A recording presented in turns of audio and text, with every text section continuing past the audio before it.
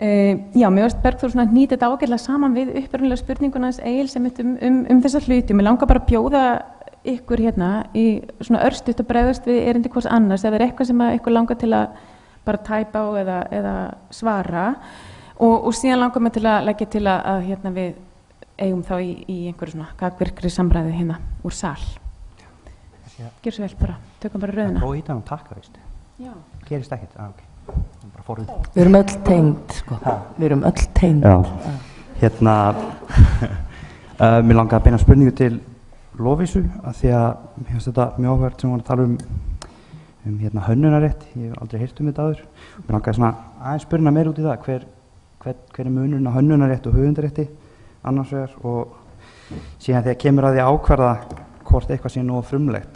Þú veist, hvernig fer það fram í praxís eins og hún Halla var að tala þetta verk hérna með hvað var það, Drottinn blessi heimilið sem svona náttúrulega, þú veist, þegar það verið að taka element og sjóða saman í eitthvað nýtt og þetta bara mjög svipað með hérna sömplun í tónlist, sko, hvar eru mörkin dregin í praxís?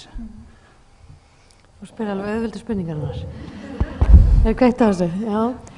Sko, höfundaréttur réttur sem skapast sjálfkrafa við sköpun á verki og hann ekki skráður þannig að þú hefur þannig séð ekkert í hendi þér til þess að sanna réttindi þín. Hönnunarréttur, þarna erum við komin inn á við skiptum þessum hugverkaréttindum í annars vegar höfundarétt og hins vegar hugverkaréttind á sviði iðnaðar. Það að segja vörumerki, einkaleyfi og hönnun. Og þarna erum við búin að smíða lagabálk í kring þar sem þú getur skrásett hönnunina þína.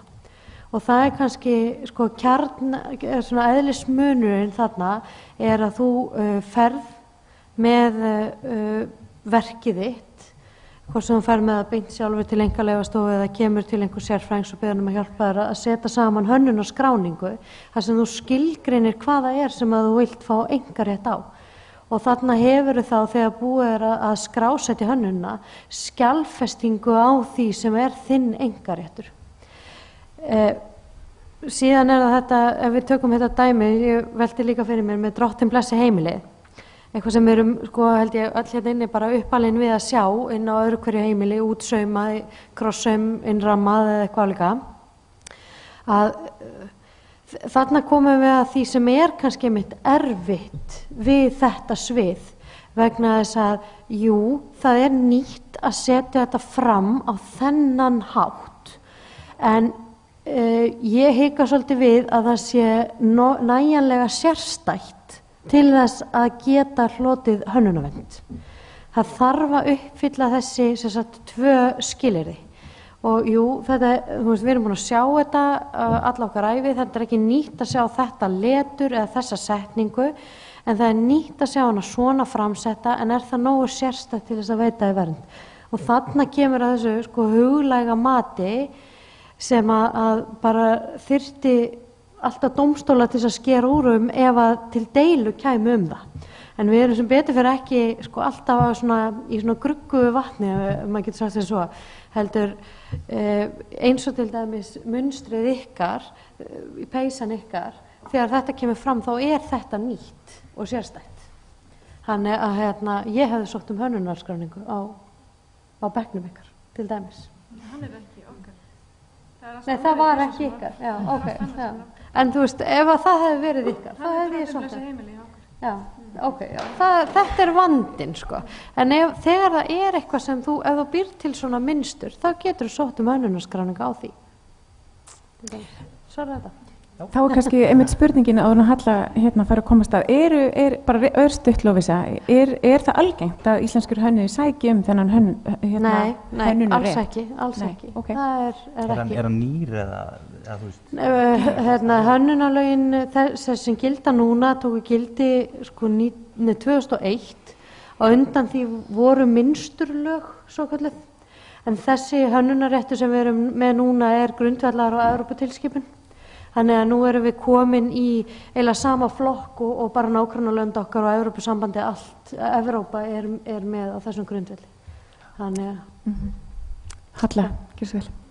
Já, ég held að sko, það kannski þarna það sem ég var að tala í sambandi við Drottin blessa heimilið og ég svo sem veit að náttúrulega að lögfræðilega þú veist, sker ég ekki út neitt en mér finnst sko vera að liggja svo mikill misskilningur akkurat bara í þessu atriði hvað hönnunin þarna og þú eiginlega fórst einmitt inn á það að bekkurinn, prjónabekkurinn í Peysu Farmers Market er þjóðararfur bara eða kannski ekki sérstaklega gamall heldur og kannski bara kemur hann kannski frá Noregi, allavega var ströng textílkona frá Noregi sem sagði það en það kannski sniðið, það frágangurinn, það hvernig peysan gerð, þar hönnunin og það svo mikil misskilningur kannski gangi í kringum það hvað gerir hönnuður.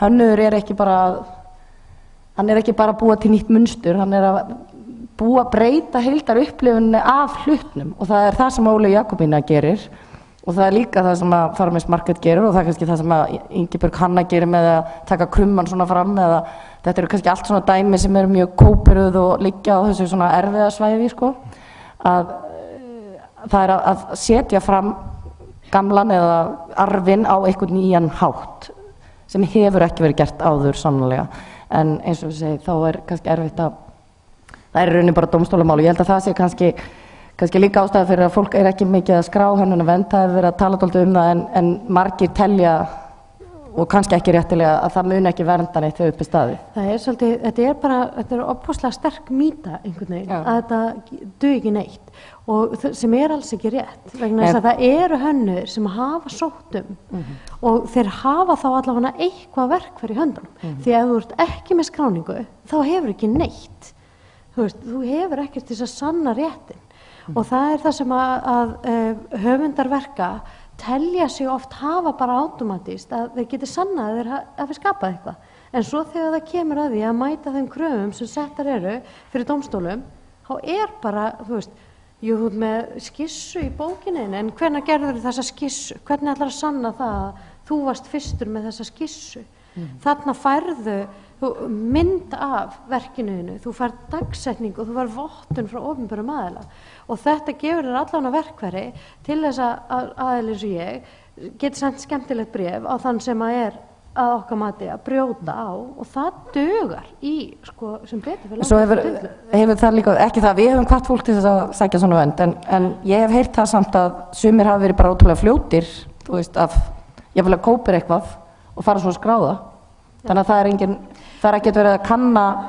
þú veist ef ég á að vera gagnrýnin það sé ekki verið að kanna hvort af hluturinn sé til sem verið að skrá það líka kannski annað sem þarf að koma inn á að hugverkaréttindi í lögunum neikvæður réttur þannig að hann veitir þér leyfi til að banna öðrum þannig að ábyrgðin settur á þig sem hönnuð eða eiganda, hvort sem það vörumerki einhverlega eitthvað, að sækja réttinn þannig að og í tilfelli hönnunar sérstaklega þá skoðar einkaleyfastofa ekki neitt hvort eitthvað annars til fyrir þeir athuga bara að filterinn nafni rétt gerður myndirnar rétt, það skráð þannig að ef að þú telur að þessi skráning sé brota þínum rétti, þá förum við í ógildingamál þá hægt að láta afmá þá skráningu Takk, ef að heyra í Sunnuvi Já, mér langar kannski að grípa á lofti þar sem þú talar mitt erindi og kannski varpaði svolítið hérna fram af því mér finnst þetta mjög mikilvæg spurning eigum við að vera að tala hvaðan eru hlutirnir skiptir það einhverju megi máli mér langar að segja ykkur pínu sögu ég var á ráðstefnu á Austurlandi í síðustu viku þar var frægur breskur hönnuður Max Lamb sem var að segja frá því að hann að vinna fyrir fyrirtæki í Austurríki gamalt keramikverkstæði og þar verið að framleiða postulín, kínverskt postulín fyrir Kínverja. Ríkir Kínverjar vilja ekki eiga kínverskt postulín. Þeir vilja fá postulínin frá Austurríki. Það sem lúxus, það lúxus. Það búið að eyðileggja alltaf framleiðsluna í Kína sem var það fínast í heiminum á sínum tíma. Þannig að það skiptir svo allir máli hvað hlutin eru búin til. Mér finnst það og fólk vil vita það. Og það líka spurning, það uppruna, það krafa uppruna og áttal í sambandi við öll tollalög og svona hvað hlutin búin til, hvað hráefni þannig að Ég held það sem, sko, ég var mjög gaman að fá kannski viðbrögð við þessu. Hvað fólki finnst þetta? Því mér finnst þetta mikilvægt. Getur rætt á eftir. Bergþóra, vilt þú bæta einhverju við það sem nú þau eru að koma fram? Hún var að tala með hugverkavernd, það hefur kannski aldrei reynt á það hjá íslenskum mönnum að þetta það að ég bara Viltu kannski, viltu tala eins betur í hátalanum, við heyrum illa? Ef ég bara spyr mig, ef ég hefði sótt hönnunarvernd fyrir einhverju sem ég hefði gert og þú veist, maður er ekkert að sækja mál við einhverju einstaklinga eitthvað slíkt, en svo það sem maður kannski hugsar ekki út í er að það gæti alveg eitthvað stórfyrirtæki, þegar mitt fyrirtæki farið að ganga vel og ég er kannski þekkt fyrir eitthvað ákveð, það gæti alveg stórfyrirtæki tekið það sem ég geri og stólið því. Það er kannski það sem maður hugsar ekki út í, það er kannski, þú veist, svona til frambúðar er þetta kannski forvörn. Þá skiptir engu máli eins og þú ert að tala sko, hvað það búið til? Þannig er ekki reglur það er einhver merkingar, það er ekki til reglur merkingar. Mér finnst mjög gott það sem þú ert að segja, bara heiðarleiki með það, hvað, þú veist, og bara, hvað þetta framveit, hvað þetta annað? Bara segja samt. Það er alltaf spurning hvað þið finnst eða hvað þið finnst ekki. Mér finnst mjög skrítið að lögfræðingur skuli segja svona, þess að þetta er alltaf spurning tilfinningar. Þannig að þetta er eitthvað sem þarf bara að setja reglur það er ekkert að gera þetta öðruvísi. Maður hefur ekki tekið eftir, það er enginn að tala hvar 66 gráður norður flíkurnar eru framleiddar, það er enginn að tala Sintamani eða Iceware eða eiginlega neitt af því sem er framleitt hérna, hvar það er, af þessum íslensku fyrirtækjum, hvar það er framleitt. Það stendur yfirleitt á. En það kannski stendur alltaf á vörunum þar. Það stendur yfirleitt á vörunum bara. Já.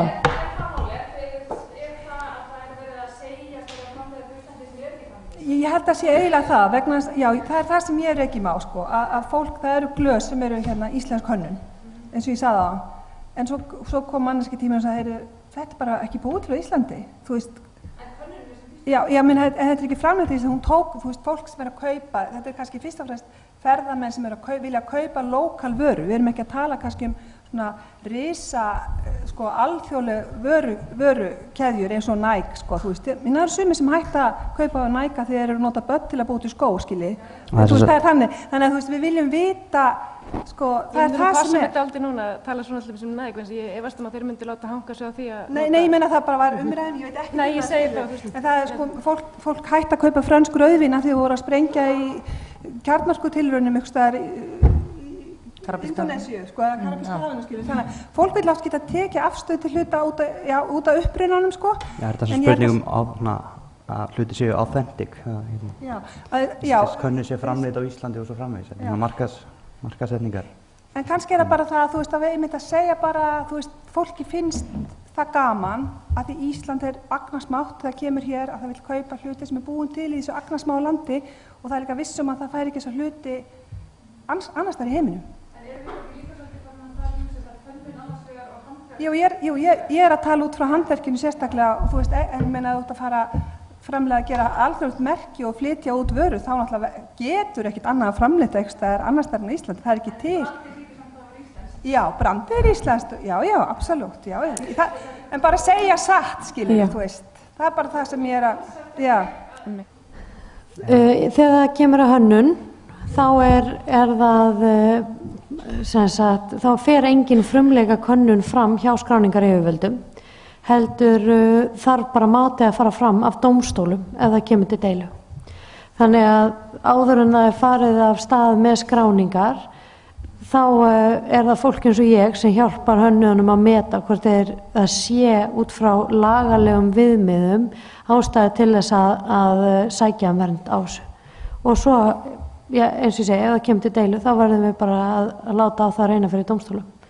Er það ekki, hvað er oft til sér dómsmenn, eða svona það er sérskipaða dómarar sem eru með fagþekkingu? Jú, það er svona, og sérstaklega erlendis er það gert. Ég held að það sé fyrsta dæmi núna að fara af stað hérna sem ég veit það sem er óskað eftir svoleiðis. Nei, ég meni, ég hef verið svoleiðis. Já, ok. Það var í dómsmáli reyndar svona grafískar teikningar, eða kort. Já. Það var alveg dómsmálsins. Já, það var dómsmál sem var ekki í Hafnarfirði, það voru strætókortin eða það, já. Já, það var annars vegar grafískur hönnuður þá og hins vegar var það landfræðingur sem voru þá sérkvæddir, ég get aldrei ekki sagt þetta, sérkvæddir dómskvæddir matsmenn. Dómskvæddir matsmenn, sérkvæddir dómsmenn, ég meina þetta bara oflókið, einfallega. Já, það er rétt, það hefur verið í svona máli en það hefur ekki verið í vöruhönnun en maður kallaði það sem svo. Okkur vantar það, okkur vantar svolítið svona bara konkrétt prófmál í, já. Ég minn okkur aðeins að því að Sigga var að tala að leyfa sér að leika með menningararfinn sko. Það við erum viðkvæm fyrir því ákveðnu leyti og öðru ekki. Ég held einhvern veginn, ég var svona búin að undirbúa í mínu erindi að tala svolítið mat en þess að ég held einhvern veginn að allir myndi tala það en hafði einhvern veginn velt í fyrir ykkur hérna hægt að kaupa danska lífrakæfu og ítalskt salami og pólskar pylsur og allt sem samt framleitt á Íslandi.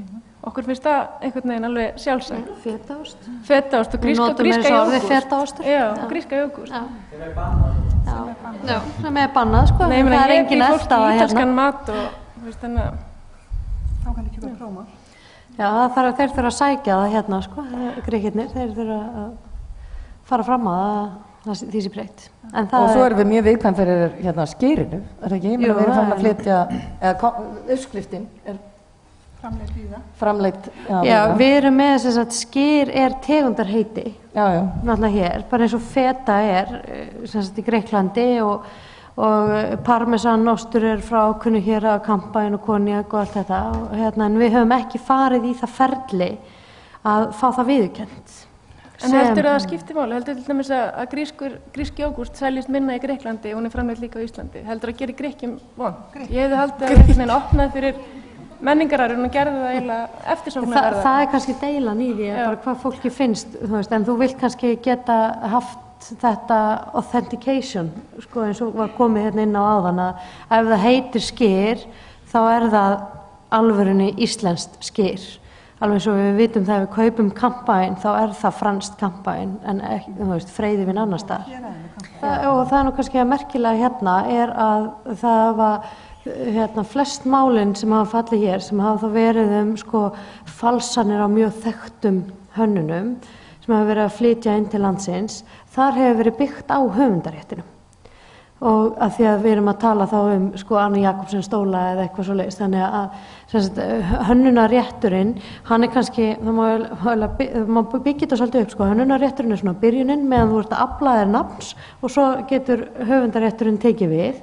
En ef þú hefur ekki hönnunarvernd, þá verður að styðjast alfari við höfundaréttinn og þá, þá er fínt að það er í tímariti og vegna þess að það er dagsett, skilur, til dæmis. Mér finnst það nokkuð sterkt, skilur, ég get ekki alhæft eitt sérstaklega, maður verður alltaf að meta hvert fyrir sig, því að svo þarf aftur, þó það sé nytjalist sem er varin af höfundarétti, þá er samt sem áður krafan að vera ný og sérstæð. Það er svona aðeins til að rifja upp áður en ég kæmi inn í kvöld, þá var ég að rifja upp sko höfundaréttin, af því að það er kannski það sem ég vinn minnst með. Og það kemur svolítið inn, ég var að lesa það í dag með það sem að kemur inn á þetta, það skapast ákveðin sko svona ideológía í þjóðfélaginu sem inspirerar þig til þess að gera ullapeysu, lopapeysu, ekki nákvæmlega eins og þína en eitthvað í svipuðum stíl, það getur aldrei fengið einkarétt á. Ekki svona einhver hugmyndafræði, það er kannski það sem tilheyrir sko þjóðfélaginu eða hópnum. Það er tískan sem er í gangi, en ekki eitthvað svona bara konkrétt dæmi, þetta inntak, því að það er þetta inntak sem það átt höfundarétta eða hönnunarvernd á, en ekki svona trendið, ef þið skiljið hvað ég veit. En það má kannski bara rétt í þessu sambandi minna á að sko, ég spyrði oft saman hugmyndin hönnun og nýsköpun, er það kannski rangt að mér, ég veit það ekki, en því að nýsköpun er einmitt þetta að skapa nýtt úr gömlu, þannig að við hljótum alltaf að vera í þessari veltu. Já, og ég held að einmitt mikilvægt eins og hefur komið fram sko að leiðum við viljum vernda hugverk einstaklinga, þá erum við samt sem áður að passa okkur á því að læsa einmitt ekki svona einhverjar óáþreifanlegar, sameiginlegar hefðir í einhver hólf.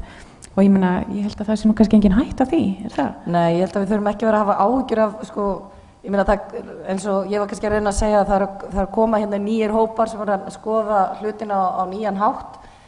Yfirleitt, og mér finnst að vera mjög mikilvægt að fólk átti að hönnuðirnir eru mjög, myndi ég segja, yfirleitt uppteknir af sjálfbærni, vilja framleiða á Íslandi, eru mjög, myndi ég segja líka oft frekar rómantískir og kannski óraunsæir og þannig að langa til þess að gera þetta lókali, eru mjög svona meðvitaðir þetta allt og svona, en auðvitað reka sig svo bara harkalega á.